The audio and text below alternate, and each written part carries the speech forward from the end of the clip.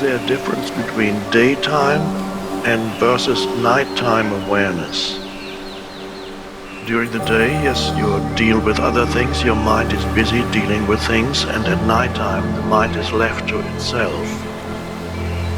And then, this is a typical example of useless, not only useless, but self-destructive and harmful overthinking or mind activity. There needs to be a minimum of awareness from where you can know that this mind activity is futile. It leads nowhere. It just creates suffering, misery. So you already know it's futile. You already know that you would rather be free of that. You have that minimum of awareness. From there you can choose. You realize power you have, you can choose to direct your attention somewhere else. Now you may have to do that many times. There will be perhaps a tug of war between your mind and where you want it to go. So first thing you do, take a conscious breath. You're in at night thinking, suddenly realize I don't want to think anymore. It's futile and it hurts. Okay, how do I get out of this? Can I take a conscious breath? If you ask yourself a question, you might hear the answer in your mind saying, no, I can't do it now. And that's a lie. That's a lie by the ego, invented by the egoic mind to stop you from doing it. Or you could ask, okay, I want to stop. Can I feel the feeling of energy in my hands? No, I can't do it now. I can't possibly do it now. That's a lie. There's nobody who cannot do it now. You can do it now if you don't believe in the thought that tells you you cannot do it now. And then you do it anyway. Either take a conscious breath or feel the energy. That's the beginning of body awareness, which is a powerful anchor for presence. It takes your attention away from thinking into your body. Your consciousness moves, so there isn't enough left for thinking a lot. Your mind, and then you have to hold it in your body, not through effort, not through forcing your attention into the body. If your body becomes tense, that's not it. You can't go like, I have to hold my attention in the body. Okay, and now I'm forcing it down by breathing into, I'm forcing attention into the body. Now you might even succeed for a little while, but then, no, just take, in a relaxed way, attention moves into the body and you breathe into the body. So the breath awareness and body awareness can become a single practice. And then you feel the rest of the body coming alive. There you can feel there's life in your feet, in your legs. It's very subtle at first. And then you feel the entire body pervaded by this sense of aliveness. Right now, as I'm talking about it, I can feel it. I'm just making an audible sound because it's hard to talk about it. So it goes almost like electricity. And that is an anchor for presence. Now then your mind will try to bring up thoughts, critical thoughts that pull your attention back into thinking. So it will come up with, this is really critical to think about it. And then you can feel your attention moving out of the body and back into your mind. And then perhaps 5 minutes later you say, oh, it's gone. And then you just gently go back into the body. You choose where you want to place your conscious attention. And you do it again and again. And the moment will come when you actually enjoy being awake at night in your bed.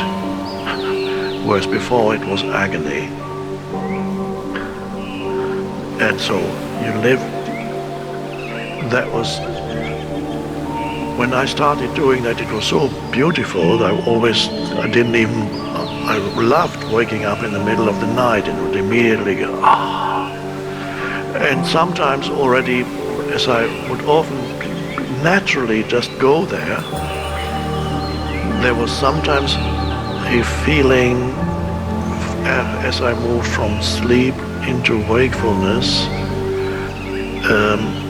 It was as if I was plugged into an electric outlet. Wonderful, intensely alive, no thinking. So you have the power to choose where to direct your attention, and don't believe the mind when it tells you you can't do it. This is similar during the daytime. Some people have problems during the day too, being present. Can't do it now, I've got so much on my mind. Maybe when I've dealt with that, then I'll be present, but there's just so much on my plate right now. Don't talk to me about presence, it's just... Or as somebody I know who had done a lot of spiritual practice for 20 or 30 years, and then suddenly she found she and her husband had invested money in the MAD scheme, or their savings, with a man named Madoff, and he's in prison now. But he had this wonderful scheme whereby you would get, every year your investments would yield like 15%, just wonder, nowhere else would you get that. So they'd been highly recommended by friends. Everybody invested with Mr. Madoff, totally reliable. And then it turned out that Mr. Madoff had a gigantic ego, and everybody was deceived, and everybody lost their money when the crunch came. And one day she got a call from her advisor and said, sorry to tell you that the Madoff financial empire just collapsed, and with it all your savings.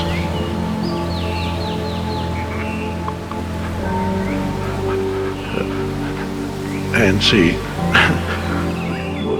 when she recovered from her panic, she called a friend. I think it was a friend, or was it her husband? So, you know what happened? It's all gone. And a friend with whom she had been on retreat said, well, just take a few breaths and just come into the present moment.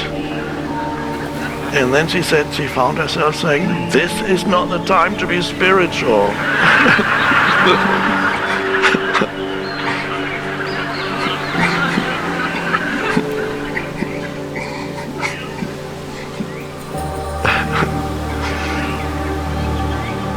Of course, later she realized, and she actually grew enormously through it and deepened her consciousness.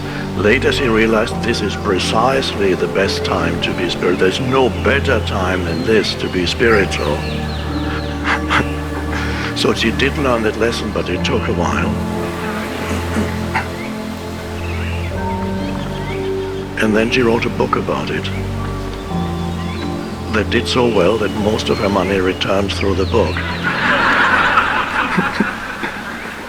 True story.